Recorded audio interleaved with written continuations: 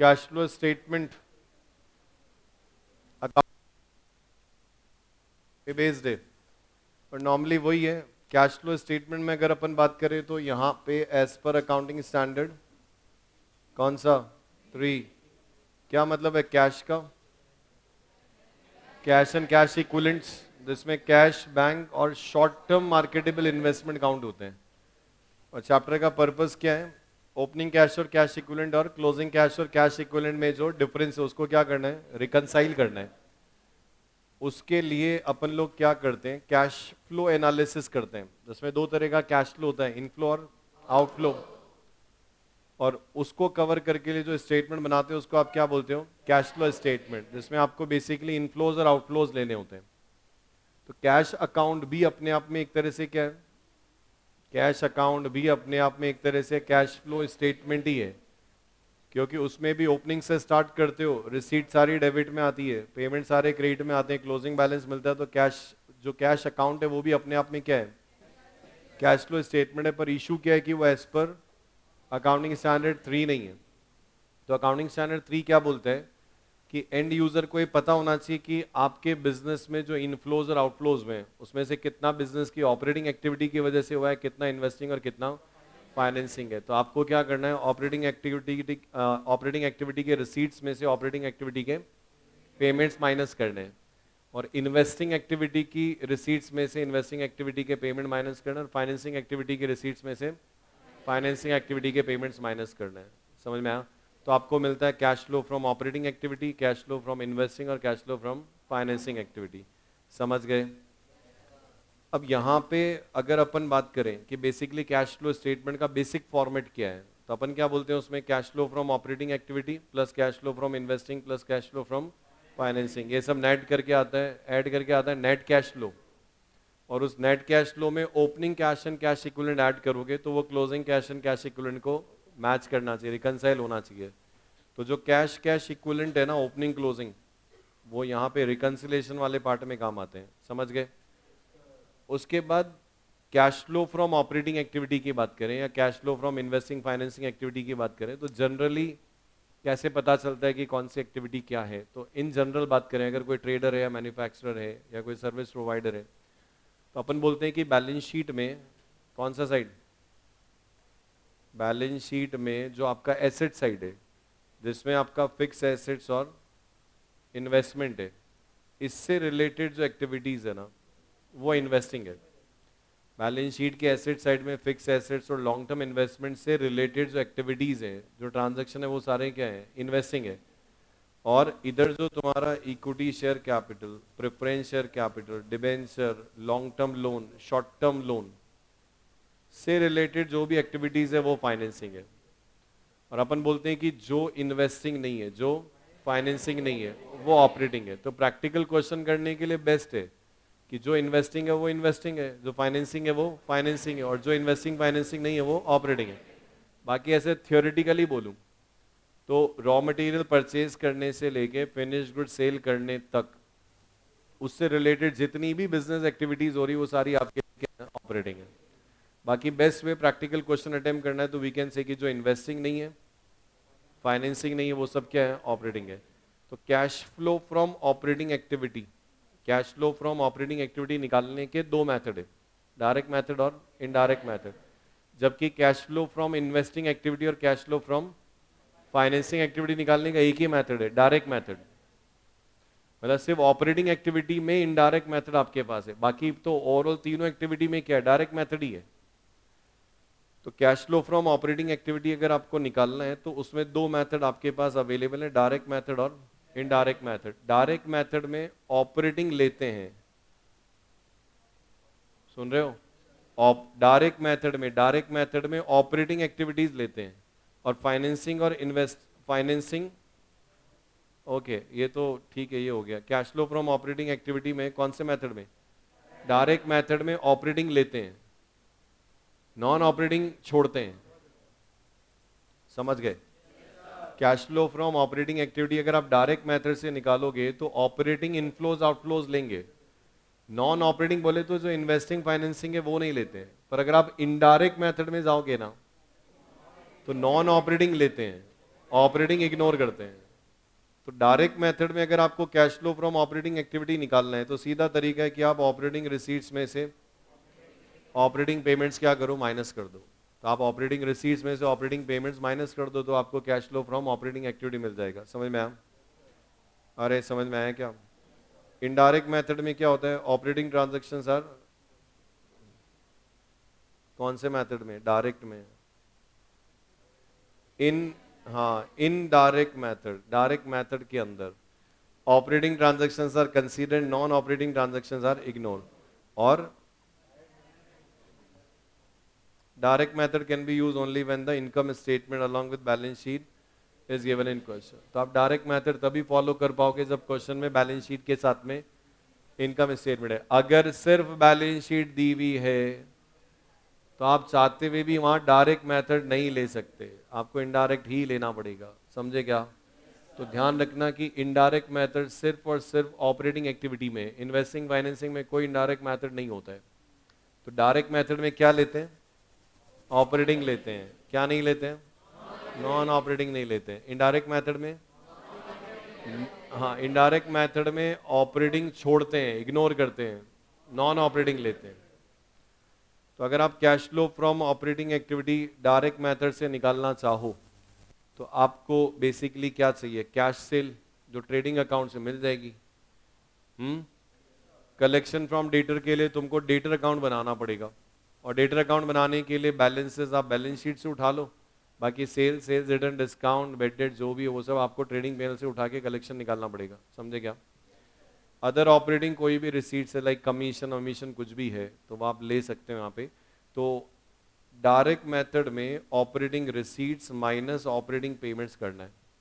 तो operating receipt में cash cell आप ट्रेडिंग से ढूंढ लो, कलेक्शन फ्रॉम डेटर के लिए डेटर अकाउंट बना लो। बाकी अदर कोई ऑपरेटिंग रिसीट्स हैं और कोई, उनके लिए आप अकाउंट बना सकते हो। उसके बाद ऑपरेटिंग पेमेंट्स में बात करें तो cash purchase, payment to creditor के लिए क्रेडिटर अकाउंट बनेगा। उसके बाद wages, manufacturing expense, administration, selling and distribution, ये सब बिजनेस के ऑपरेशन से रिलेटेड है।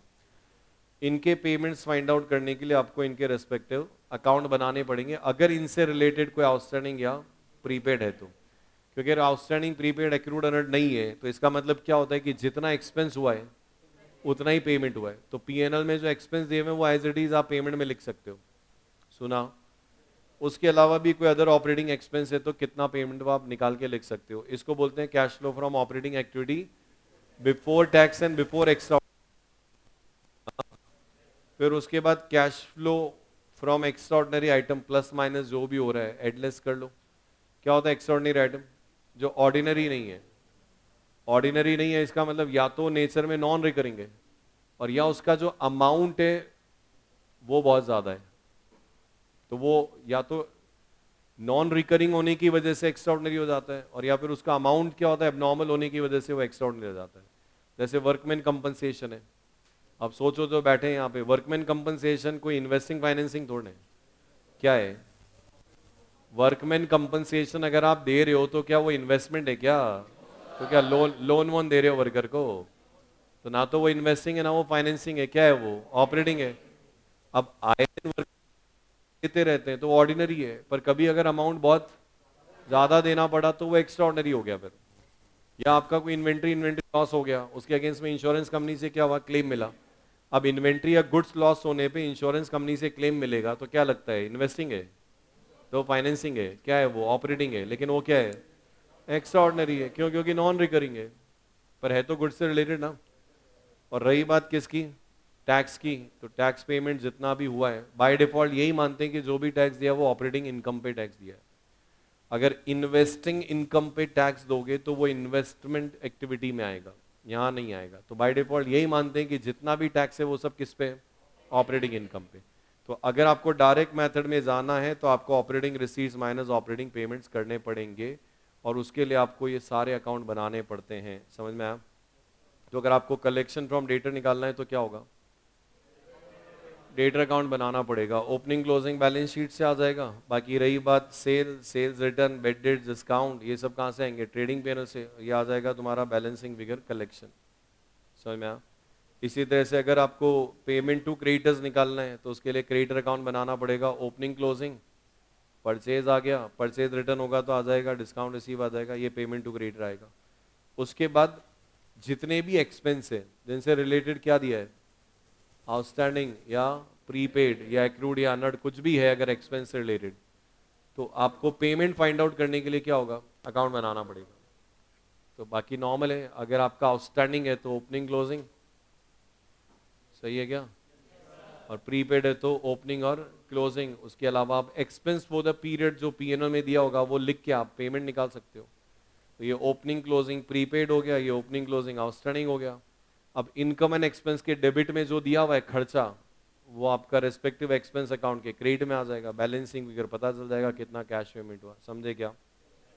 और अगर कोई आउटस्टैंडिंग प्रीपेड एक्रूड अनर्ड नहीं है तो जितना इनकम स्टेटमेंट में एक्सपेंस लिखा हुआ है उतना ही पेमेंट लिख सकते हैं, समझ गए।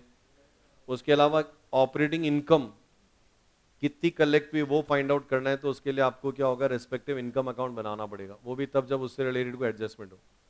और एडजस्टमेंट नहीं है तो आप कह सकते हो कि पीएनएल अकाउंट के क्रेडिट में जितनी इनकम लिखी हुई है उतनी कलेक्ट हुई है, बाकी आपको अकाउंट बनाना पड़ेगा। ये आपकी एक्रूड इनकम ओपनिंग क्लोजिंग, और ये आपका ओपनिंग क्लोजिंग एडवांस इनकम। बाकी इनकम फॉर द पीरियड जो पीएनएल में क्रेडिट हुई है वो यहाँ पे क्या होगी, डेबिट हो जाएगी, ये आपको पता है। बाकी बैलेंसिंग वगैरह आपको पता चल जाएगा कि कितना कैश रिसीव हुआ है, समझ गए। और टैक्स पेमेंट फाइंड आउट करने के लिए आपको टैक्स अकाउंट बनाना पड़ता है, ये ओपनिंग प्रोविजन फॉर टैक्स, ये क्लोजिंग प्रोविजन फॉर टैक्स। उसके अलावा दो चीजें आती है, टैक्स पेमेंट होता है तो एंट्री होती है provision for tax account debit to cash, और जब आप प्रोविजन बनाते हो तो एंट्री होती है PNL account debit to provision for tax. तो फिलहाल तो डायरेक्ट मेथड में मेरे को ये चाहिए। और कभी क्वेश्चन में कुछ नहीं दिया हो कि कितना पेमेंट हुआ, तो ये मान लेते हैं कि लास्ट ईयर का जो था उसका करंट ईयर में क्या हुआ, पेमेंट हो गया, और जो क्लोजिंग दिया हुआ है वो करंट ईयर का क्या है, प्रोविजन। समझ में आया। कौन सा मेथड है, डायरेक्ट मेथड। तो बहुत इंपॉर्टेंट है, ध्यान रखना, डायरेक्ट मेथड पहली कंडीशन तभी काम में ले पाओगे जब इनकम स्टेटमेंट बैलेंस शीट के साथ में दिया हो। डायरेक्ट मेथड में क्या लेते हैं और क्या छोड़ते हैं बताओ, ऑपरेटिंग लेते हैं, नॉन ऑपरेटिंग छोड़ते हैं। और इनडायरेक्ट मेथड में नॉन ऑपरेटिंग लेते हैं और ऑपरेटिंग छोड़ते हैं। बाकी सीधा अपने दिमाग में हमेशा ध्यान रखो, cash flow from operating activity direct method से निकालना है, operating receipts minus operating payment कर दो, वहां एडलेस कुछ नहीं चलेगा, समझे। और cash flow from operating activity indirect method, upon indirectly find out करते हैं कि हमको ऑपरेटिंग एक्टिविटी से कितना कैश जनरेट हुआ है, और ये तभी आएगा जब अपने को क्या आता हो, डायरेक्ट मेथड आता हो, क्योंकि डायरेक्ट जो इफेक्ट हुआ वो इफेक्ट अपने को इनडायरेक्टली देना है, समझ में आया। तो जितना तुम्हारा पढ़ा हुआ है, जिसने एक बार पढ़ा हुआ है उसको ये पता है कि आप cash flow from operating activity indirect method में जब जाते हो तो 3 पार्ट होते हैं। पहले पार्ट में क्या होता है, non operating income, first part में नॉन ऑपरेटिंग इनकम एक्सपेंसेस और नॉन कैश जो भी इनकम एक्सपेंस है, जो प्रॉफिट कैलकुलेट करते समय पीएनएल में या तो क्रेडिट में या डेबिट में वो एडजस्ट होते हैं। तो कोई भी ऐसा खर्चा जो नॉन ऑपरेटिंग नॉन कैश है, कोई भी ऐसा खर्चा जो या तो नॉन ऑपरेटिंग है या नॉन कैश है, और अगर आपने प्रॉफिट कैलकुलेट करते समय उसको एडजस्ट किया, माइनस किया, तो वापस क्या होता है, एडबैक हो जाता है। तो एडबैक करने के लिए 2 चीजें होना जरूरी है, बताओ कौन सा। फर्स्ट पार्ट में किसी भी चीज को एडबैक करने के लिए 2 चीजें होना जरूरी है। पहला, एक तो वो नॉन ऑपरेटिंग नॉन कैश है, दूसरा प्रॉफिट कैलकुलेट करते समय उसको माइनस किया हो तो ही वो वापस क्या होगा, एडबैक होगा। और इसी तरह से जो भी non operating income profit calculate करते समय आपने क्रेडिट की है, जिससे आपका प्रॉफिट क्या हुआ, बढ़ गया, वो प्रॉफिट में से वापस क्या होता है, माइनस हो जाता है, क्योंकि उसकी वजह से आपका प्रॉफिट क्या हुआ, बढ़ गया।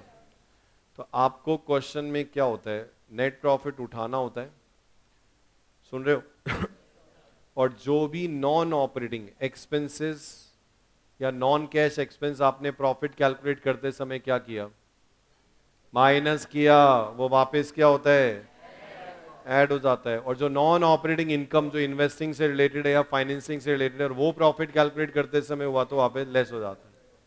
इसको बोलते हैं cash flow from operating activity before adjustment of current assets.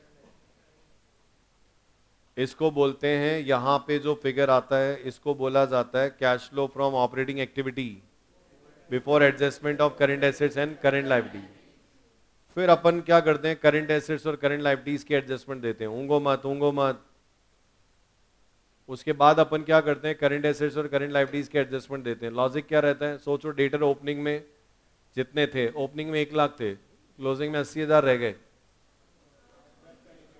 Opening में डेटर कितने थे, 1 लाख, क्लोजिंग में 80,000, डेटर्स कम हो गए, मतलब कलेक्शन ज्यादा हुआ। किससे? डेटर्स आ रहा है, सेल से, डेटर से।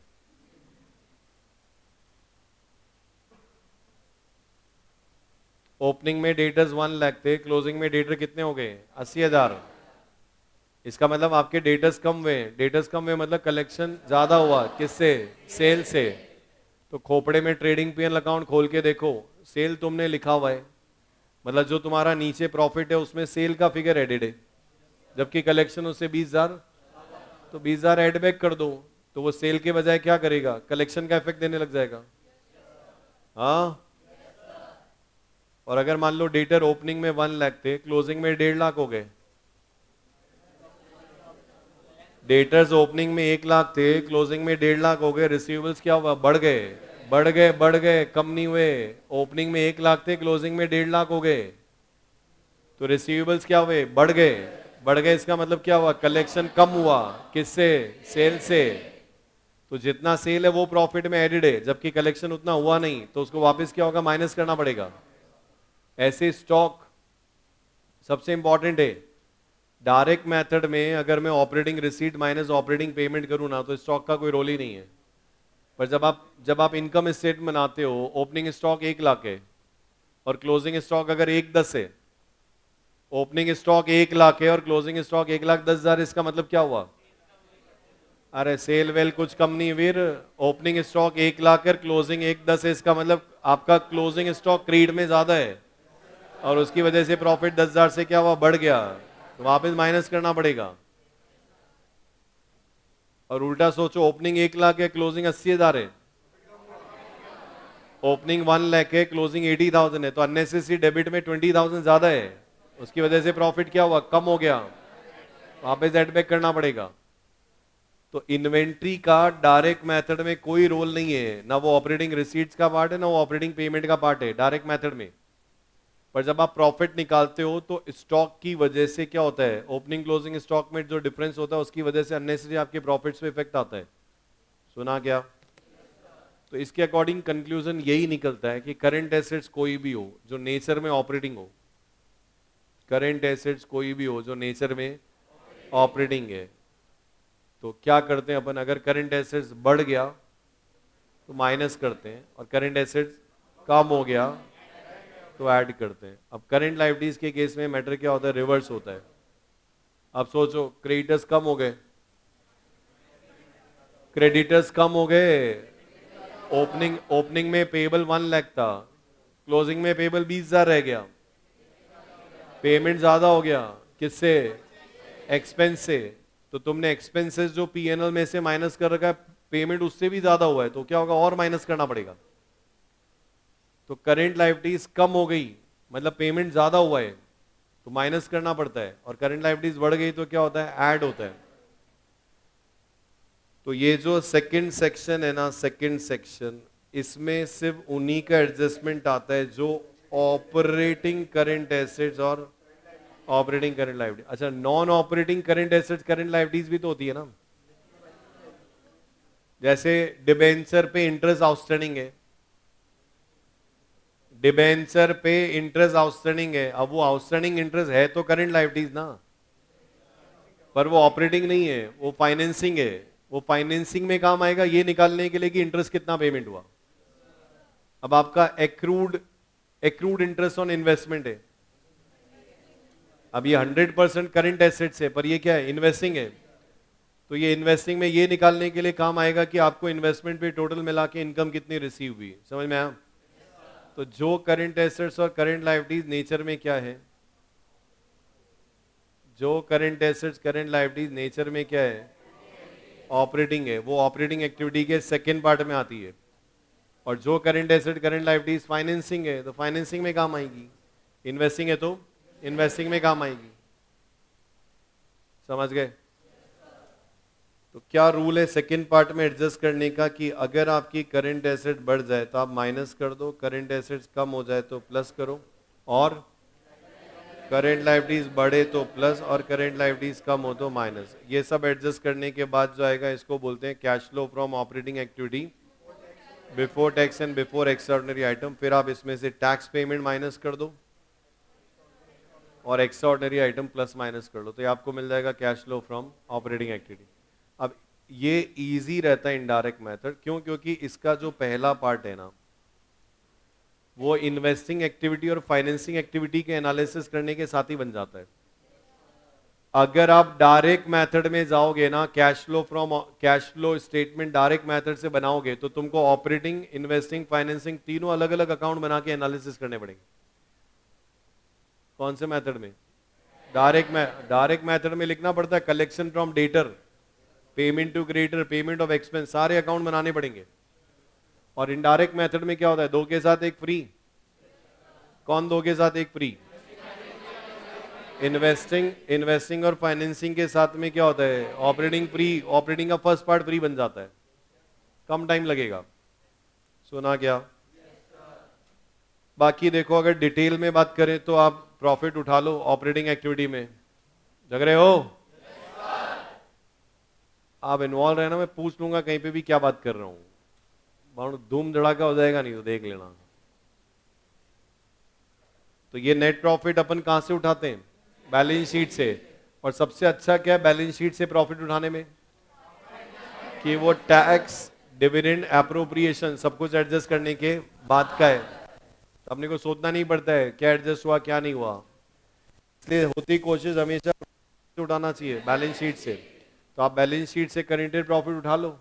कैसे उठाओगे? Opening profit and loss 1 lakh है, क्लोजिंग 150 है, करेंटेड प्रॉफिट कितना हो गया? 50,000।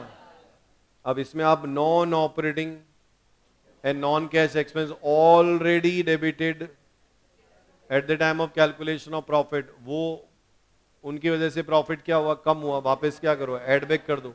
तो जैसे ट्रांसफर टू रिजर्व है, या प्रपोज डिविडेंड है, या इंटरिम डिविडेंड जो आपने दिया है, प्रोविजन फॉर टैक्स हो गया, उसके अलावा interest on debenture, loss on sale of asset, depreciation, goodwill return of, premium on redemption, ये सब क्या है? या तो नॉन कैश है और या फिर ये नॉन ऑपरेटिंग है, और इनको आपने प्रॉफिट कैलकुलेट करते समय ऑलरेडी क्या किया है? डेबिट किया है। तो ये वापस क्या होंगे? एड बैक हो जाएंगे। समझे क्या? इसमें से कोई भी आइटम अगर किसी दूसरे रिजर्व से एडजस्ट हो गया तो यहां नहीं आएगा। फिर उसके बाद में नॉन ऑपरेटिंग इनकम, जो कि पीएनएल अकाउंट में क्या है? क्रेडिटेड है।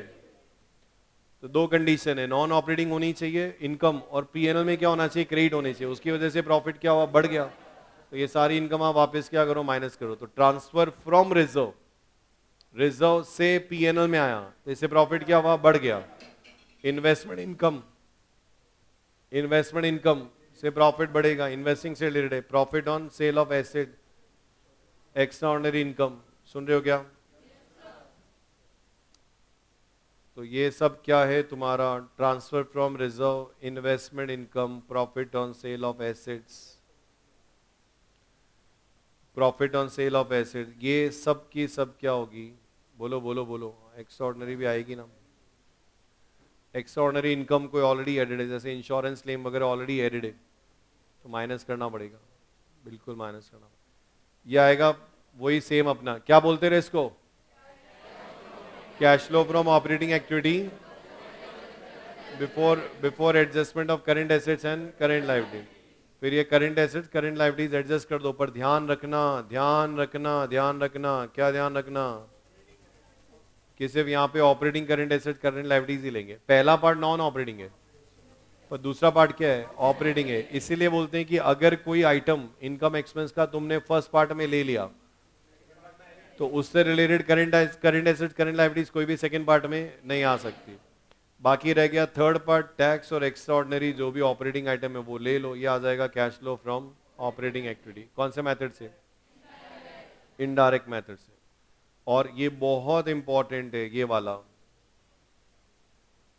अगर एडिशनल इंफॉर्मेशन, समझते हो क्या एडिशनल इंफॉर्मेशन? वो जो बैलेंस शीट के नीचे जो दी होती है ना, अगर एडिशनल इंफॉर्मेशन में कोई बेड डेट्स या डिस्काउंट अलाउड या कोई प्रोविजन वोविजन दिया है तो उसका कोई भी ट्रीटमेंट नहीं होता है। कौन से मेथड में? डायरेक्ट में तो डेटर अकाउंट में आता ही है, इनडायरेक्ट में उसका कोई एडजस्टमेंट नहीं होता है। रीजन क्या है बताओ? बेड डेट्स हो गया, डिस्काउंट अलाउड हो गया, पहली बात तो ये इन्वेस्टिंग नहीं है ना ये फाइनेंसिंग है, तो क्या है ये? ऑपरेटिंग है। और ये नॉन कैश भी नहीं है, क्योंकि बेड डेट्स होने से, डिस्काउंट अलाउड होने से क्या होता है, कलेक्शन कम हो जाता है। ऑपरेटिंग भी है और कैश एक्सपेंस भी है, इसका रोकड़ा नहीं दिया पर आना कम हो गया इससे। इसलिए बहुत इंपॉर्टेंट है, एडिशनल इंफॉर्मेशन में कहीं पे भी बेड डेट्स या डिस्काउंट अलाउड, डिस्काउंट रिसीव, ऐसा कुछ भी मिल जाए तो उसका कोई भी एडजस्टमेंट नहीं होता है। अब रही बात एडजस्टमेंट फॉर पीबीडी, अगर ये पीबीडी, एडजस्टमेंट फॉर पीबीडी, अगर ये कहां पे है, ये ट्रायल बैलेंस अगर अपने बैलेंस शीट के बाहर है तो कुछ नहीं होता है, और अगर ये बैलेंस शीट के अंदर है तो ये डेटर में से माइनस होके डेटर को एडजस्ट करते हैं, और या फिर उसको आप अलग से एज ए करंट लायबिलिटी ले लो। नहीं समझ रहे? क्या समझ रहे बताओ? बैलेंस शीट के बाहर एडिशनल इंफॉर्मेशन में कहीं नोआ को कुछ नहीं करना है, और अगर वो अंदर है तो दो ऑप्शन है, या तो डेटर में से पीबीडी माइनस करके फिर डेटर का एडजस्टमेंट करो, और या डेटर को as a current assets adjust करो और पीबीडी को as a current liabilities adjust करो। समझे क्या? क्या लिखा है ये दिखता है तुमको? ऑल्टरनेटिव क्या है? Consider separately as current liabilities in operating activity second part. Operating activity के सेकेंड पार्ट में तो आएगा। और दूसरा ऑल्टरनेटिव क्या है? Deduct from debtor. डेटर में से आप क्या करो, डिडक्ट कर दो, और फिर उसके बाद आप क्या करो, उसको डेटर का जो बैलेंस बचता है उसको आप प्लस माइनस ऑपरेटिंग एक्टिविटी में कर दो। समझा क्या? बहुत इंपॉर्टेंट है PBD, bad debts, discount allowed, discount receive, ये कुछ भी अगर एडिशनल इंफॉर्मेशन में तो इनको छूना भी मत, दस जाएंगे नहीं तो। ये सुना? बाहर खुले घूम रहे हैं ये, तो कुछ नहीं करना इनको, बस जाने दे, प्रभु हाथ जोड़ो जाओ। सुन लिया? तो bad debts, discount allowed, discount receive, PBD, अगर ये कुछ भी आपको बैलेंस शीट के बाहर एडिशनल इंफॉर्मेशन में दिख रहा है, ना छेड़ना उनको, खतरनाक है, कहीं नहीं आएंगे वो इनडायरेक्ट मेथड में। और अगर आपका पीबीडी या पीडीडी अगर आपका कहां पे बैलेंस शीट के अंदर है, मतलब अपने ही है, उनको सेकंड पार्ट में as a current liabilities adjust कर दो या डेटर में से माइनस करके एडजस्ट कर दो। समझे क्या? ये और तगड़ा है। अब इतना पढ़ने के बाद पता है कि ये कितना इंपॉर्टेंट है। तो अगर क्वेश्चन के अंदर बैलेंस शीट दी हुई होती है ना, तो वो क्वेश्चन खतरनाक नहीं होते हैं। खतरनाक तब होते हैं जब आपको वो इनकम स्टेट ऐसा स्टेटमेंट फॉर्मेट में दिया होता है, तो पता ही नहीं चलता बहुत सी बार की प्रॉफिट कौन सा है। तो अगर क्या लिखा है, if net profit before taxes taken as starting point, operating activity के माथे पे स्टार्टिंग में अगर आप जो प्रॉफिट ले रहे हो कौन सा है, बिफोर टैक्स से, अगर वो बिफोर टैक्स है दैट मींस उस प्रॉफिट में से ना तो टैक्स माइनस हुआ, ना डिविडेंड ना एप्रोप्रिएशन, तो टैक्स, डिविडेंड और एप्रोप्रिएशन, ट्रांसफर टू रिजर्व, ये कुछ भी फर्स्ट पार्ट में नहीं आएंगे। और if net profit after tax but before appropriation is considered, tax के बाद का तो ले रखा है, तो फर्स्ट पार्ट में टैक्स तो आया लेकिन तो रिजर्व वगैरह वो कंसीडर नहीं होगा। मतलब अगर आप बैलेंस शीट वाला प्रॉफिट उठाओगे which is after all adjustment, तो फिर आपके फर्स्ट पार्ट में टैक्स भी आएगा, डिविडेंड भी आएगा, रिजर्व भी आएगा। समझे? कभी कुछ नहीं दिया तो वी कैन एज्यूम कि नेट प्रॉफिट आफ्टर टैक्स है, आफ्टर टैक्स बिफोर अप्रोप्रिएशन है। सुना क्या? उसके बाद cash flow from investing activity, कौन सा मेथड है, डायरेक्ट या इनडायरेक्ट? डायरेक्ट मेथड है। करना क्या है उसमें? Cash flow from operating activity, sorry cash flow from investing activity, कौन सा मेथड है? डायरेक्ट मेथड है, इनडायरेक्ट नहीं है। वहां पे क्या करना है उसमें? Investing inflow minus investing outflow. समझ गए? तो ये जो इन्वेस्टिंग एक्टिविटी होती है ना, वो बैलेंस शीट में जो तुम्हारी एसेट साइड में फिक्स एसेट्स और जो लॉन्ग टर्म इन्वेस्टमेंट है उनसे रिलेटेड है। तो पहला क्या बनता है इसमें पता है? Purchase of fix assets and investment. अगर आपने कैश कंसिडरेशन में खरीदा तो वो इन्वेस्टिंग एक्टिविटी का आउटफ्लो है, और अगर आपने नॉन कैश कंसिडरेशन में खरीदा, मतलब शेयर्स या डिवेंचर इशू करके इशू किया है, तो फिर वो इन्वेस्टिंग एक्टिविटी में कंसीडर नहीं होगा। समझ गए? उसके बाद अगर सेल ऑफ फिक्स एसेट्स या इन्वेस्टमेंट हुआ है तो वो इन्वेस्टिंग एक्टिविटी का इनफ्लो है। उस पर अगर किसी भी तरह का क्या होगा? प्रॉफिट लॉस होगा, और वो आपने किससे एडजस्ट किया? पीएनएल से, तो वो ऑपरेटिंग एक्टिविटी के फर्स्ट पार्ट में आएगा। लॉस हुआ है तो, और प्रॉफिट हुआ है तो माइनस होगा। और अगर ये जो प्रॉफिट लॉस है ये किसी दूसरे रिजर्व से एडजस्ट होता है तो इसका ऑपरेटिंग एक्टिविटी के फर्स्ट पार्ट में कोई एडजस्टमेंट नहीं आएगा। समझ गए? बोलो बोलो बोलो। बाय डिफॉल्ट यही मानते हैं कि प्रॉफिट और लॉस किससे एडजस्ट हुआ है? पीएनएल से। डेप्रीसिएशन, अब बताओ, डेप्रीसिएशन है तो इन्वेस्टिंग एक्टिविटी, पर ना तो उससे कोई इनफ्लो होता है ना आउटफ्लो होता है, तो ये ऑपरेटिंग एक्टिविटी में तो आता नहीं है। पर ये ऑपरेटिंग एक्टिविटी, सुन रहे हो क्या? डेप्रीसिएशन इन्वेस्टिंग एक्टिविटी है ना, पर उसमें ना तो कोई कैश आता है ना कोई कैश जाता है। पर इसको ऑपरेटिंग एक्टिविटी निकालते समय फर्स्ट पार्ट में क्या करते हैं? ऐड करते हैं। अरे करते हो क्या तुम लोग? गुडविल एक्सेप्टर रिटर्न ऑफ किया है, तो ये भी इन्वेस्टिंग से रिलेटेड है। बोलो। पर आपने अगर रिटर्न ऑफ किया तो कोई कैश फ्लो तो हो नहीं रहा है, ये आपका वापस ऑपरेटिंग एक्टिविटी में क्या होता है? ऐड हो जाता है, क्योंकि उसकी वजह से प्रॉफिट क्या हुआ? कम हो गया। अब ये बहुत इंपॉर्टेंट है, इन्वेस्टमेंट इनकम। दिमाग खुला रखो, ढंग से सुनो। इन्वेस्टमेंट इनकम में दो चीजें होती है, एक इनकम फॉर द पीरियड और एक रिसीव ड्यूरिंग द पीरियड। तो जो investment income for the period है वो पीएनएल अकाउंट के क्रेडिट में गई है, इसलिए वो ऑपरेटिंग एक्टिविटी के फर्स्ट पार्ट में से क्या होती है? माइनस होती है। सुन रहे हो? और जो रिसीव्ड हुआ है, रिसीव्ड ड्यूरिंग द ईयर, वो इन्वेस्टिंग एक्टिविटी का इनफ्लो है। तो आपको ये निकालने के लिए अकाउंट बनाना पड़ता है। किसका? Investment account. ये तुम्हारा, सॉरी, इंटरेस्ट और डिविडेंड इनकम अकाउंट। अब इनकम में क्या होगा? जैसे एक्रूड इनकम है तो ओपनिंग इधर आ जाएगी, क्लोजिंग इधर आ गई। इनकम फॉर द पीरियड, सोचो सोचो, इनकम फॉर द पीरियड जो पीएनएल के क्रेडिट में जाती है वो इनकम अकाउंट में क्या होती है? डेबिट में आती है। तो ये इनकम फॉर द पीरियड है, और बाकी बैलेंस करोगे तो ये इनकम रिसीव ड्यूरिंग देयर। बाकी ये तो एडवांस है, तो ठीक है, जो है वो है। तो क्या करोगे इस अकाउंट के अकॉर्डिंग? इस अकाउंट से आपको क्या करना है पता है? जो तुमने इनकम पीएनएल अकाउंट में क्रेडिट की है वो वहां से वापस क्या होगी? माइनस हो जाएगी। और जो रिसीव हुआ वो इन्वेस्टिंग एक्टिविटी का क्या है? इनफ्लो है। अब आप मुझे सोच के बताना, क्या एक्रूड इंटरेस्ट करंट एसेट से? मैं इसलिए बोला सोच के जवाब देना। क्या एक्रूड इंटरेस्ट करंट एसेट है, पर वो ऑपरेटिंग नहीं है, इन्वेस्टिंग है। तो वो इन्वेस्टिंग में काम आएगा ये निकालने के लिए कि भैया इंटरेस्ट आया कितना। समझ गए? उसके बाद अगर आप बात करो cash flow from investing activity निकालने का फॉर्मेट डायरेक्ट मेथड से, तो क्या करना है? आप इन्वेस्टिंग एक्टिविटी के इनफ्लोज में से आउटफ्लोज माइनस कर दो। तो जो जो भी इन्वेस्टिंग एक्टिविटी के इनफ्लोज है उनमें से आउटफ्लोज माइनस करो तो ये आ जाएगा cash flow from investing activity. आया क्या? और इसके लिए आपको क्या बनाना आना चाहिए बताओ? बोलो। इसके लिए आपको ये सब निकालने के लिए आपको क्या होता है, एसेट्स अकाउंट बनाना पड़ता है। जिसकी अक्ल काम कर रही, जो अभी भी जगह हुआ हो ना, तो एसेट से रिलेटेड क्या होता है, 3 एडजस्टमेंट होते हैं, परचेज, सेल और डेप्रीसिएशन।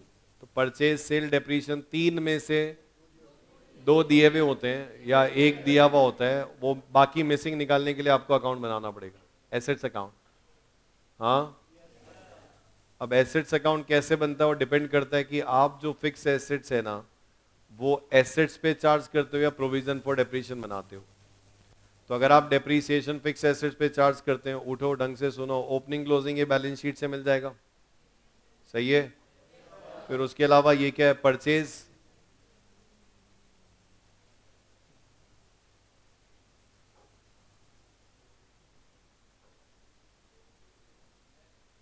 मैं समझ सकता हूं पर आप भी समझो।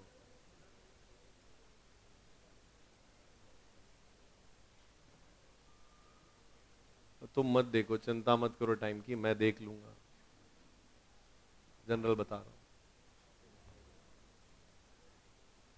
फिक्स एसेट्स अकाउंट का फॉर्मेट आता है, बहुत नॉर्मल है, ओपनिंग क्लोजिंग आप ले लो, बाकी ये तुम्हारा परचेज हो गया, ये सेल हो गया, ये सेल पे प्रॉफिट लॉस हो गया, और ये डेप्रीसिएशन हो गया। और इस अकाउंट से ही अपने को पता चलता है कि कहाँ क्या लेना है। तो जो आपका परचेज है वो आपका इन्वेस्टिंग एक्टिविटी का आउटफ्लो है, जो सेल है वो इन्वेस्टिंग एक्टिविटी का इनफ्लो है, और जो प्रॉफिट ऑन सेल पीएनएल में ट्रांसफर किया है वो माइनस होगा, लॉस ऑन सेल प्लस होगा, डेप्रीसिएशन भी प्लस होगा। तो ये जहां माइनस प्लस लिखे हुए, ये ऑपरेटिंग एक्टिविटी के फर्स्ट पार्ट में एडजस्ट होंगे, और यही निकालने के लिए हम लोग क्या करते हैं, इन्वेस्टमेंट अकाउंट बनाते हैं, समझे क्या। ये एग्जाम्पल्स हैं, तुम्हारे कॉपी में लिखे हुए हैं। और इसके बाद एक एसेट्स अकाउंट बनाने का तरीका रहता है, कौन सा, जब provision for depreciation account maintain होता है। तो जब provision for depreciation account maintain करते हैं तो उसकी एंट्री होती है depreciation account debit to provision for depreciation. इस मेथड में कभी एसेट्स रिटर्न ऑफ नहीं होती, मतलब कभी कम नहीं होती है। तो एसेट्स अकाउंट हमेशा किस पे आता है, कॉस्ट पे आता है, और साथ में क्या होता है, प्रोविजन फॉर डेप्रीसिएशन बनता है। तो क्या तरीका है इस केस में, ओपनिंग क्लोजिंग बैलेंस मिल जाएगा, कहां से, बैलेंस शीट से। इसका भी ओपनिंग क्लोजिंग कहां से मिलेगा, बैलेंस शीट से। फिर क्या होता है कि जब कोई इन्वेस्टमेंट सेल होता है, सॉरी जब कोई एसेट सेल होती है, तो उसको अपने को सेल से कंपेयर करने के लिए डब्ल्यूडीवी पे लाना पड़ता है, और डब्ल्यूडीवी पे लाने के लिए आपको एसेट्स की कॉस्ट में से उसका अक्यूमुलेटेड डेप्रिसिएशन क्या होगा, माइनस करना पड़ेगा।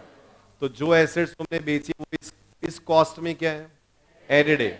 उसको डब्ल्यूडीवी पे लाने के लिए उसका जो अक्यूमुलेटेड डेप्रिसिएशन होता है वो यहां से क्या होता है, यहां ट्रांसफर हो जाता है।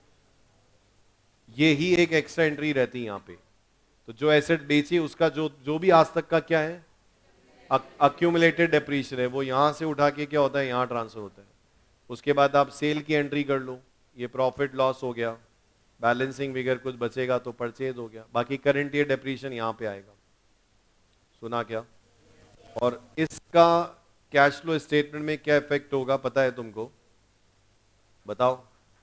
ये आउटफ्लो है, ये इसका कुछ नहीं होता है, ये क्या है, इनफ्लो।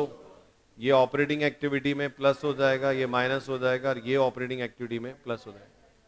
और सबसे इंपॉर्टेंट बात बताऊं, वो कंडीशन बहुत इंपॉर्टेंट होती है जिसमें provision for depreciation balance sheet के बाहर होता है।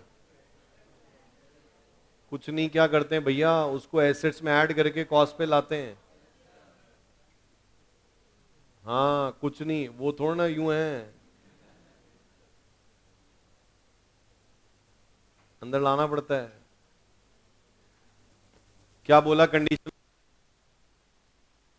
का ओपनिंग क्लोजिंग बैलेंस अगर आपकी बैलेंस शीट के अंदर है तो उसका मतलब होता है कि आपकी जो एसेट्स गिवन है वो कॉस्ट पे है। लेकिन समझो अगर प्रोविजन फॉर डेप्रीसिएशन कहां है, वो लास्ट बेंच। अगर प्रोविजन फॉर डेप्रीसिएशन कहां पे, कहां पे, बाहर, कहां, बैलेंस शीट के बाहर है। दैट मींस आपका जो ऊपर एसेट्स गिवन है ना बैलेंस शीट के अंदर, वो रिटर्न डाउन वैल्यू पे है। तो नीचे से जो प्रोविजन है ना, प्रोविजन उसको उठा के ऊपर ऐड करना पड़ता है, तो वो एसेट्स अकाउंट किस पे आता है, कॉस्ट पे आता है। बहुत इंपॉर्टेंट कंडीशन है वो, समझे क्या। ये चीज मैंने आपको नोट भी करवाई थी कि अगर provision for depreciation in balance sheet है, मतलब एसेट्स ऑलरेडी किस पे, कॉस्ट पे, और अगर provision for depreciation outside balance sheet है, दैट मीन्स आपका जो फिक्स एसेट्स है वो डब्ल्यूडी पे, उसमें वापस आपको, हाँ, उसका जो प्रोविजन फॉर डेप्रीशिएशन है वो ऐड करके उसको कॉस्ट पे लाना पड़ता है, समझे? तो ये बहुत इंपॉर्टेंट कंडीशन रहती है। इन्वेस्टमेंट अकाउंट का फॉर्मेट नॉर्मल है, सोच के बताओ फटाफट से, फिक्स एसेट्स और इन्वेस्टमेंट में डिफरेंस क्या है? फिक्स एसेट डेप्रीशिएट होता है, इन्वेस्टमेंट डेप्रीसिएशन, इन्वेस्टमेंट पे डेप्रीशिएट नहीं लगता है, और रिवैल्यूड होता है, क्योंकि इन्वेस्टमेंट का वैल्यूएशन रूल है अपना, कौन सा? कॉस्ट और एनआरवी बेसिस लेस। बाकी ये ओपनिंग क्लोजिंग कहां से मिलेगा? बैलेंस शीट से। बाकी ये परचेज, सेल, सेल पे लॉस, प्रॉफिट, ये वैल्यूएशन लॉस हो गया। और एक चीज बहुत इंपॉर्टेंट है, प्री डिविडेंड। अगर आप प्री डिविडेंड मतलब उस पीरियड का डिविडेंड जब आपके पास इन्वेस्टमेंट नहीं थे, तो कैपिटल रिसीट होती है। प्री डिविडेंड की इनकम होती है cash account debit to investment. तो वो जो प्री डिविडेंड है वो यहां लिखना पड़ेगा, समझ गए? इफेक्ट क्या होता है पूरे कैश फ्लो स्टेटमेंट में? बताओ, ये आउटफ्लो है, ये इनफ्लो है, ये ऑपरेटिंग में ऐड होगा, ये ऑपरेटिंग से लेस होगा, वैल्यूएशन लॉस पीएनएल में डाला तो ऐड होगा, और बाकी ये आपका क्या है? इनफ्लो है, समझ गए? Cash flow from financing activity किससे रिलेटेड है? सोचो फटाफट से। अरे cash flow from financing activity किससे रिलेटेड है? फाइनेंसिंग से रिलेटेड है।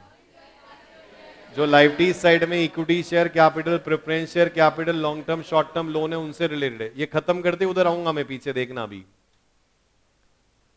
तो बैलेंस शीट में जो लाइबिलिटी साइड में है ना तुम्हारा, equity share capital, preference share capital, debenture, long term short term loan, इन सब से रिलेटेड जो भी ट्रांजैक्शन हो रहे हैं वो सब आपके लिए क्या है? फाइनेंसिंग है। तो फाइनेंसिंग में बहुत सीधा है, issue of shares and debenture कैसे पता चलता है? ओपनिंग से क्लोजिंग को कंपेयर करो, क्लोजिंग बढ़ गया इसका मतलब इशू हुआ है, कम हो गया मतलब। तो अगर आपने शेयर या डिबेंचर क्या किए? इशू किए, और अगर वो आपने कैश के अगेंस्ट में इशू किए तो वो क्या है? इनफ्लो है। और अगर आपने नॉन कैश कंसिडरेशन में इशू किए तो कोई कैश फ्लो नहीं होता है, समझे? इनफ्लो का अमाउंट कैसे निकालोगे? इनफ्लो का amount face value plus premium minus discount और माइनस इश्यू एक्सपेंस। समझने वाली बात यह है कि जब भी आप शेयर इशू करोगे तो इनफ्लो जो लिखते हैं ना, तो face value plus premium minus discount minus issue expense करके इनफ्लो आता है।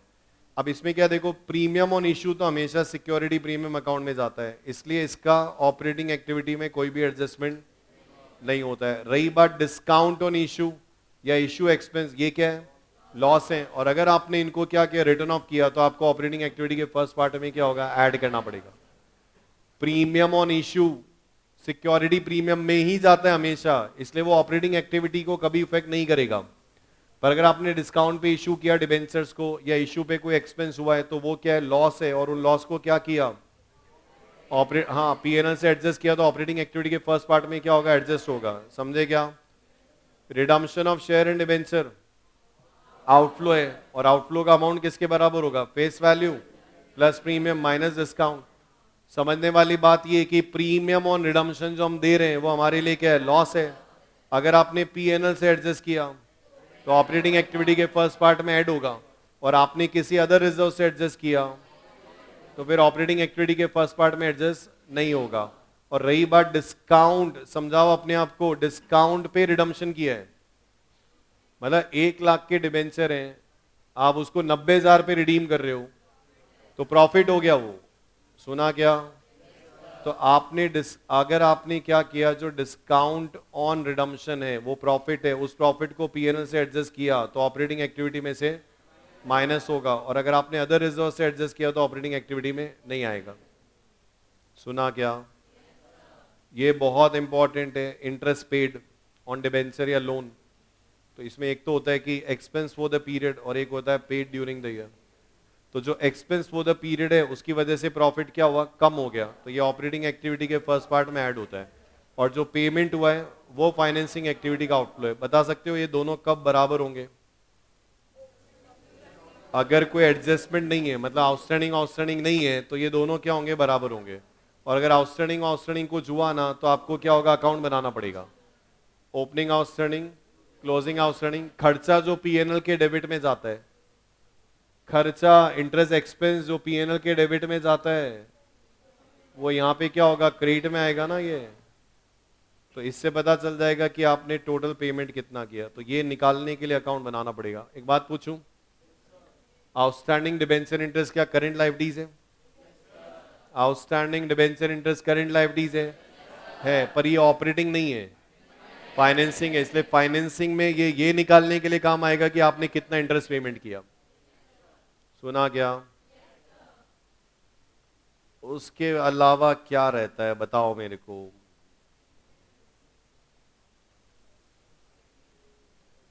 डिविडेंड, अब क्या सीन है डिविडेंड का बताओ मेरे को आप। नहीं, प्री एक्विजिशन डिविडेंड तो इन्वेस्टिंग में चला गया। प्रेजेंट रूल के अकॉर्डिंग क्या होता है पता है? करंट ईयर का डिविडेंड कंपनी अब क्या करती है? कंपनी डिविडेंड की एंट्री तभी कर सकती है जिस ईयर में वो डिक्लेयर हुआ हो। प्रपोज के वक्त एंट्री नहीं कर सकती है। कौन करता है पहले propose? Board of directors dividend propose करते हैं, फिर वो शेयर होल्डर मीटिंग में क्या होता है? डिक्लेयर होता है। तो प्रपोज पहले तो क्या करते थे? जब प्रपोज करते थे तभी लायबिलिटीज मान लेते थे। और अब क्या रूल है अकाउंटिंग स्टैंडर्ड्स के अकॉर्डिंग? जब कंपनी अपनी शेयर होल्डर मीटिंग में डिविडेंड को क्या करेगी? डिक्लेयर करेगी, तभी वो लायबिलिटीज होगी। और वो हमेशा क्या होता है? इस ईयर का नेक्स्ट ईयर में ही होता है। तो अब क्या सीन हो गया? क्या सीन हो गया डिविडेंड के केस में? इस साल का डिविडेंड डिक्लेयर कब होगा? अगले साल। और पेड भी कब होगा? अगले साल। तो वो अगले साल के प्रॉफिट से एडजस्ट होगा और अगले साल का ही कैश फ्लो होगा। मतलब करंट ईयर में सोच के बताना, करंट ईयर में जो डिविडेंड डिक्लेयर होगा, पिछले साल का डिविडेंड डिक्लेयर होगा और पेड होगा। तो जितना पीएनएल में आएगा ऑपरेटिंग एक्टिविटी में, उतना ही फाइनेंसिंग में आउटफ्लो आएगा। अदरवाइज आप प्रपोज डिविडेंड अकाउंट बना सकते हो। ये फाइंड आउट करने के लिए आपने कितना डिविडेंड पेमेंट किया। सुना क्या? आपको ये चीज समझ में आती है कि डिविडेंड जब निकालते हैं तो कभी ओपनिंग पे निकालते हैं, कभी क्लोजिंग पे निकालते हैं। अगर क्वेश्चन स्पेसिफाई कर रहा है तो बिगिनिंग में हुआ है, सुन लो काम आएगा। अगर क्वेश्चन स्पेसिफाई करता है कि नए जो शेयर या डिबेंचर्स हैं वो बिगिनिंग में इशू हुए हैं, तो क्लोजिंग बैलेंस पे आपको डिविडेंड निकालना पड़ेगा। मतलब इशू या रिडम्पशन कुछ भी अगर बिगिनिंग में हुआ है तो क्लोजिंग बैलेंस पे निकलेगा, और अगर ईयर एंड पे माने तो ओपनिंग बैलेंस पे निकलता है। क्या बोल रहा हूं, ठा पड़ रही है? इंटरेस्ट डिविडेंड का जो अमाउंट आप निकालते हो कैपिटल पे, उसके लिए बात कर रहा हूं। तो कभी ओपनिंग पे निकलता है, कभी क्लोजिंग पे निकलता है। तो इशू रिडम्पशन कुछ भी अगर बिगिनिंग में हुआ है तो क्लोजिंग बैलेंस पे, और अगर ईयर एंड पे हुआ तो ओपनिंग बैलेंस पे। समझ गए? उसके अलावा क्या है? प्रपोज डिविडेंड अकाउंट नॉर्मली बनाते ही हैं, ओपनिंग क्लोजिंग दिया हुआ होता है, कुछ नहीं बोलते हैं तो लास्ट ईयर का करंट ईयर में क्या होता है? पेमेंट हो जाता है। और जो करंट ईयर में बचा हुआ है वो इस साल का क्या है? प्रोविजन है। इंटरिम डिविडेंड का क्या सीन है? फाइनेंसिंग एक्टिविटी का क्या है? आउटफ्लो है, और उतना ही ऑपरेटिंग एक्टिविटी में ऐड हो जाता। अच्छा, क्या कंपल्सरी है कि फाइनेंसिंग एक्टिविटी में एज ए आउटफ्लो आएगा? हाँ, कंपल्सरी है, फाइनेंसिंग में तो आएगा, पर ऑपरेटिंग में तभी आएगा जब तुम्हारा जो ऊपर प्रॉफिट है ना वो आफ्टर अप्रोप्रिएशन हुआ तो फर्स्ट पार्ट में डिविडेंड आएगा। अगर वो बिफोर अप्रोप्रिएशन या बिफोर टैक्स है तो फिर फर्स्ट पार्ट में नहीं आता है। समझे क्या? ये उसका बेसिक फॉर्मेट है आपका। आपको उसके लिए फाइनेंसिंग एक्टिविटी के इनफ्लोज में से फाइनेंसिंग एक्टिविटी आउटफ्लो क्या होता है माइनस करना पड़ता है। ये पॉइंट समझ में आता है? क्या है, क्या है ये बताओ। Current assets and current liabilities जो ऑपरेटिंग होगी वो ऑपरेटिंग में काम आएगी, जो इन्वेस्टिंग होगी वो इन्वेस्टिंग में काम आएगी, और जो फाइनेंसिंग होगी वो फाइनेंसिंग में काम आएगी। समझा क्या? समझ गए? ऑपरेटिंग में काम आएगी भाई, डायरेक्ट मेथड है तो भी काम आएगी, इनडायरेक्ट है तो भी काम आएगी। जो इन्वेस्टिंग है वो इन्वेस्टिंग में काम आएगी, और जो फाइनेंसिंग है वो फाइनेंसिंग में काम आएगी। समझ में आया? नॉर्मली कॉन्सेप्ट तो ये है, बाकी तो क्वेश्चन है।